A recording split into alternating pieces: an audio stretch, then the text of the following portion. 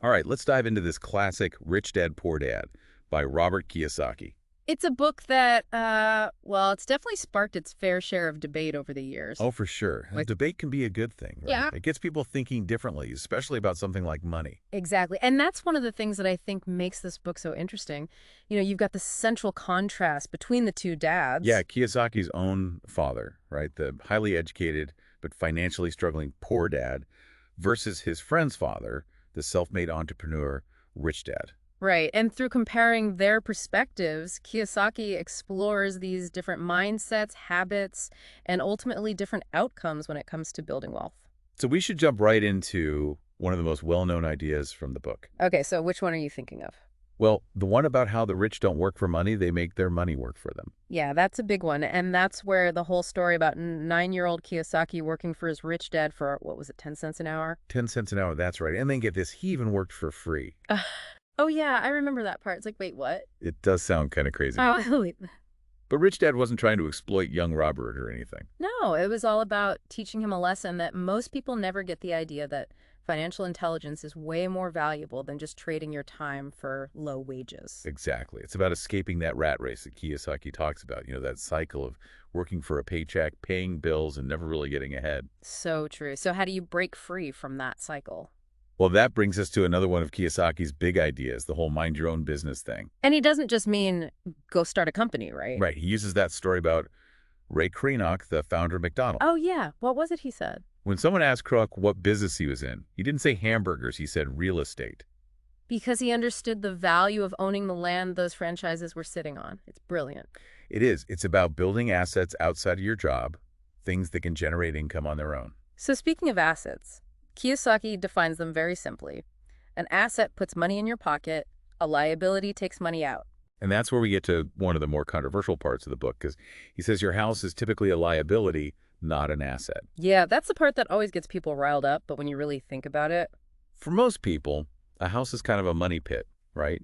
Mortgage payments, property taxes, repairs. It's constantly taking money out of your pocket. it's not that homeownership is bad, it's just that Kiyosaki's challenging us to look at it through a financial lens to see the difference between something that costs you money versus something that actually makes you money. Okay, so we've talked about the rat race and the idea of minding your own business.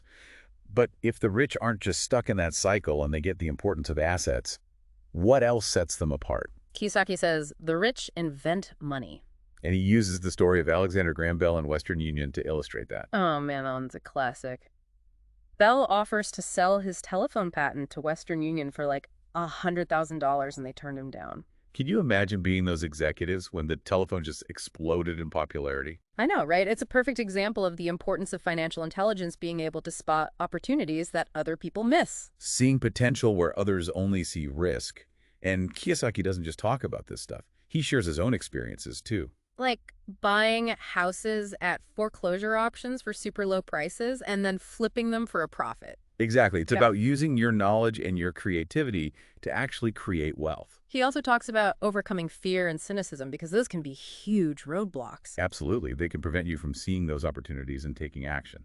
And of course, there's his cash half flow game, a fun way to learn about money and practice investing. Now things get even more interesting when Kiyosaki dives into the history of taxes and the power of corporations. This is where he really gets into it and says, the rich don't play by the same rules as everyone else when it comes to taxes. That's right. He argues that the tax system is actually designed to benefit the wealthy and that they use corporations to legally minimize their tax burden. Yeah, this part always raises some eyebrows, but Kiyosaki isn't advocating for tax evasion or anything like that.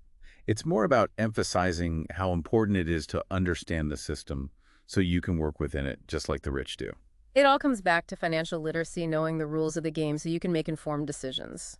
Okay, so we've got this foundation of mindsets, definitions, and even some potentially controversial strategies. But Kiyosaki also gets real about the obstacles that get in the way of financial freedom. He identifies 5 big ones: fear, cynicism, laziness, bad habits, and arrogance. And out of all of those, he says fear is the biggest culprit. He even uses the battle cry, "Remember the Alamo," as a way to reframe fear and turn setbacks into motivation. It's about learning from your failures and not letting fear stop you from pursuing your financial goals. One of the things that I really like about Rich Dad, Poor Dad is how Kiyosaki uses stories to make his points. you know? Yeah, it's not like he's just lecturing you about finance. Mm. He weaves in personal stories, historical examples. Right. And even those like little quirky stories that seem totally random, but then bam. They get you with this unexpected lesson. Exactly. Like, what about that story with the toothpaste tubes? Oh yeah, when Kiyosaki and his friend Mike are kids, and Rich Dad challenges them to make money without a traditional job. And they end up collecting used toothpaste tubes and like trying to melt them down. I remember reading that and thinking, what on earth are they doing? It seems so bizarre, but the whole point wasn't the toothpaste itself. It was about challenging those assumptions we have about work and money. Rich Dad was teaching them about being an entrepreneur, seeing opportunities where other people don't, and then actually taking action. Even if it means getting your hands a little dirty. Exactly. And that story really shows how Kiyosaki wants us to change our mindset, from being an employee to thinking like an entrepreneur. And that's something you can apply to so much parts of life, not just business. It's about taking ownership, being resourceful, and coming up with creative solutions. And that ties into his whole thing about mastering different formulas for making money. Like how he learned the formula for buying foreclosures and made millions. But he didn't just stop there. He kept looking for new formulas, always expanding his knowledge and skills. It's like he's saying, don't get complacent. The world's always changing, so you got to be adaptable. Always learning, always finding those new ways to create value. That's such a valuable lesson, especially these days. Totally. It's about having that growth mindset, being open to new things, and never stopping your financial education.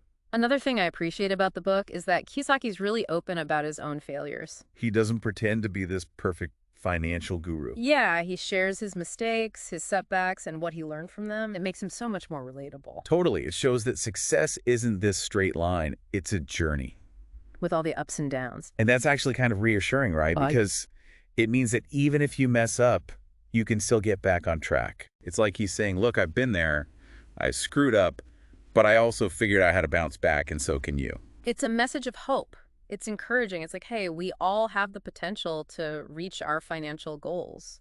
Now, another really important idea in the book is Kiyosaki's belief in the power of corporations. He goes into a lot of detail about the tax advantages and legal protections they offer. He argues that they let you play by a different set of rules when it comes to building wealth. He knows it can be a complicated topic, but he stresses how important it is to understand how corporations work. And how you can use them strategically to protect your assets and lower your taxes. It's all part of building that financial intelligence. Knowing your options and using the system to your advantage. Right. It's about leveling the playing field and using the same tools that wealthy people have been using forever. He also talks about having a good team of advisors, people who can guide you and give you expert advice. Like brokers, attorneys, mentors, people who are smarter than you in their areas of expertise. And he's really clear that you shouldn't be afraid to pay for good advice.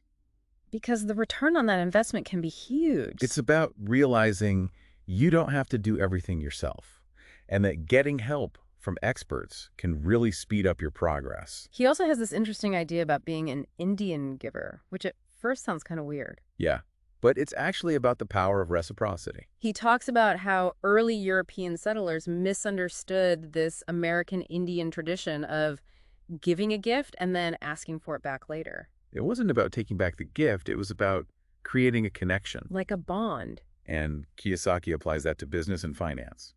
Saying that being generous can actually lead to bigger rewards in the long run. It's the whole idea of what goes around comes around. The more you give, the more you get. Whether it's knowledge, resources, or even just your time and energy. It's about creating abundance for yourself and for other people. Now, let's be honest, the road to financial freedom isn't always smooth sailing. No, definitely not. Kiyosaki is really upfront about the fact that there will be obstacles. He talks about those 5 main roadblocks that can trip people up: fear, cynicism, laziness, bad habits, and arrogance. And he really zeroes in on fear as being super paralyzing. It can keep us from taking the risks we need to take to build wealth. He wants us to face our fears head on, to understand that failure is just part of the process. That sometimes our mistakes are our best teachers.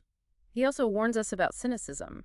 That tendency to always focus on the negative. And to doubt everything. Cynicism can keep us from seeing opportunities and from taking action.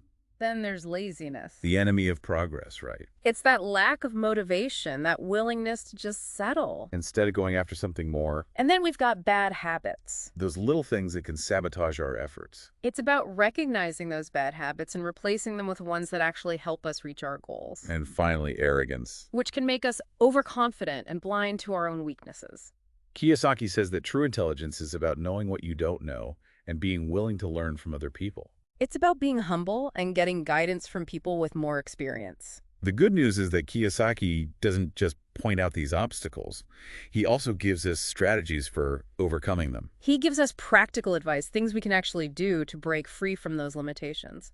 He also talks about the importance of finding heroes, people who inspire us and make success seem possible. He mentions how he looked up to baseball players like Willie Mays and Hank Aaron when he was a kid. And how those heroes pushed him to strive for greatness. He suggests that we find our own financial heroes, people who have achieved the kind of success we want. And learn from them. Study their strategies, their mindsets, their whole approach to building wealth. It's about surrounding yourself with inspiration. Learning from the best. He also uses this great analogy, the story of the water carrier. Oh yeah, tell me about that one. So he describes this young man who carries water from a lake to his village every day. It's hard work, but it's how he makes a living. Then another guy comes along and builds a pipeline that brings water to the village 24/7 And he charges less. and provides a more reliable supply. So the first guy sees this as a threat. But Kiyosaki points out that the pipeline represents a whole different way of thinking. It's about moving from working hard to working smart. It's about creating systems that work for you instead of just relying on your own labor. The pipeline is like passive income. Money that comes in without you having to constantly trade your time for it. And that's a huge theme in Rich Dad, Poor Dad, building that asset column that'll eventually give you financial freedom. Having your money work for you instead of the other way around. Building that pipeline might take time and effort. But Kiyosaki believes it's the best way to achieve long-term financial security. He wants us to think about our own pipelines. Ways to create passive income and build a financial future that doesn't depend on a job. It's about taking control and creating a life of abundance and freedom. That leads us to another important concept, the cash flow quadrant. Right. This is how Kiyosaki shows us the different ways to generate income. He divides it into 4 sections. E for employee. S for self-employed or a small business owner. B for big business owner. And I for investor. He says most people are either in the E or S quadrant, working for someone else or running their own small business. And while those can be good ways to earn a living, they don't always provide the level of financial freedom that people want. He suggests moving towards the B and I quadrants, building businesses that create passive income, and investing in assets that build wealth. Those quadrants give you more leverage and scalability. You can create a system where your money's working for you, instead of you always working for money. Now, moving to those B and I quadrants can be tough. It takes a change in mindset and learning new skills. But Kiyosaki thinks it's the most effective way to get real financial freedom. And create a life of abundance. He encourages us to explore those B and I quadrants, even if we start small and gradually build up.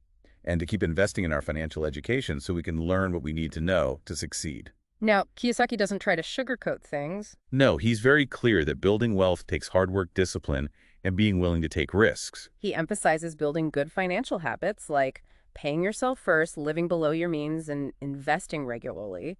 And overcoming your fears, because fear can be a major obstacle. He wants us to embrace failure as a chance to learn and to keep going even when things get tough. He also points out how important it is to have the right people around you. Mentors, advisors, people who are on the same journey. Having a good support system can make a huge difference. Absolutely. And he reminds us that financial success isn't just about money. It's also about giving back. He encourages us to be philanthropic, to share what we have, and to make a positive impact. He believes that generosity creates a cycle of abundance, bringing more fulfillment and meaning to our lives. One of the most common criticisms of Rich Dad, Poor Dad is that Kiyosaki doesn't give specific investment advice. Yeah, he doesn't tell you exactly how to buy real estate or pick stocks or anything like that. And that's on purpose. He's not trying to give a one-size-fits-all solution. He believes that everyone's situation is different. And that there's no single right way to build wealth. His goal is to give you a framework for thinking about money. He wants us to develop our own financial intelligence so we can make smart decisions based on our own goals. He wants us to do our research, Get advice from experts and keep learning about different investing strategies. Because the best investment you can make is in your own financial education. Once you have that knowledge, you can start looking at different investment options and see what works best for you. Now, Rich Dad, Poor Dad has been praised and criticized for its unique approach. Some people love it. They find it inspiring and empowering. Others think it's unrealistic or maybe even a little irresponsible. But one thing's for sure, it's gotten people talking about money. It's challenged the traditional ways of thinking and made people rethink their relationship with money. Regardless of whether you agree with everything Kiyosaki says, There's no denying that he's had a huge impact on how people think about financial freedom. he's given people hope that they can escape that rat race. And create a life of abundance. And he's given them the tools and the inspiration to get started. So we've covered a ton of ground with Rich Dad, Poor Dad. Yeah, from mindsets to strategies, Kiyosaki really packs it in. It's definitely a book that makes you think. But here's the real challenge. How do you actually use this stuff in your own life? That's the big question, right? Going from ideas to action, that's where it gets real. Exactly. So let's try to break down some of the key takeaways and see what they could mean for anyone listening right now. It's good to me. Okay, so one of the biggest shifts that Kiyosaki wants us to make is how we think about assets and liabilities. Remember those simple definitions. Assets put money in your pocket. Liabilities take it out. It seems so basic, but it's powerful. It really is. It changes how you look at everything. That fancy car, that expensive vacations, are those things actually helping you build wealth, or are they just draining your resources? And of course, there's the whole thing about a house being a liability. Yeah, that always gets people talking. Kiyosaki's not saying you shouldn't own a home, but he's challenging that traditional idea that it's always an asset. It comes down to this. If your house is costing you more than it's bringing in, Through rent or appreciation or something like that. then it might actually be acting more like a liability. It all goes back to that idea of minding your own business, building a stream of income that's separate from your job. Having assets that make money even when you're not working. Those assets could be anything, rental properties, stocks, a side hustle that brings in passive income. It's about creating a system that works for you instead of the other way around. And that takes a shift in mindset from employee to entrepreneur. It's about seeing those opportunities where others don't, taking risks and being willing to put in the work. Kiyosaki also talks about inventing money, which sounds kind of crazy. It does, but it's really about developing that financial intelligence so you can spot trends and find those undervalued assets. Like he did with those foreclosed properties he bought fixed up and sold for a profit. He's not saying everyone has to do that. Yeah. But it's a good example of thinking outside the box and being willing to learn new things. He's also a huge believer in finding mentors, people who can share what they've learned. Don't be afraid to ask questions and learn from the best. And never stop learning. Financial education is a lifelong thing. The world of money is always changing, so you got to stay curious, keep reading, and adapt as you go. Absolutely. Now let's talk about corporations. This is where things can get a little complicated. Yeah, but Kiyosaki really believes that understanding how corporations work, especially when it comes to taxes, is crucial for building wealth. He says that wealthy people use corporations strategically to protect their assets and minimize their taxes. All legally, of course. And he wants everyone to know how to do the same. It might seem intimidating, but there's a lot of information out there, and a good accountant can really help you. Another big takeaway from Rich Dad, Poor Dad is the importance of facing your fears. Fear can stop us from taking risks and going after what we want. Kiyosaki tells us to remember the Alamo. Not as a historical event, but as a mindset. It's about being brave even when you're scared, and knowing that you can learn from your mistakes. He also talks about building good financial habits. Like paying yourself first, living below your means, consistently investing. It's not about depriving yourself, it's about making choices that support your goals. And finally, Kiyosaki emphasizes generosity. He really believes in that idea that the more you give, the more you get. It's not just about money either. It's about sharing your knowledge, your time, your resources. It's about creating abundance for yourself and for others. So as we wrap up our deep dive into Rich Dad, Poor Dad, I want to leave you with this: what's one small step you can take this week that aligns with these ideas? Maybe it's opening that investment account, finally reading that personal finance book, or even just talking to someone about your financial goals. It's all about taking action and building momentum. Keep learning, keep growing, keep building that asset column. Financial success is a journey, not a destination. That's so true. Thanks for joining us on this deep dive into Rich Dad, Poor Dad. It's been a pleasure exploring these ideas with you. We'll see you next time for another deep dive into ideas that matter.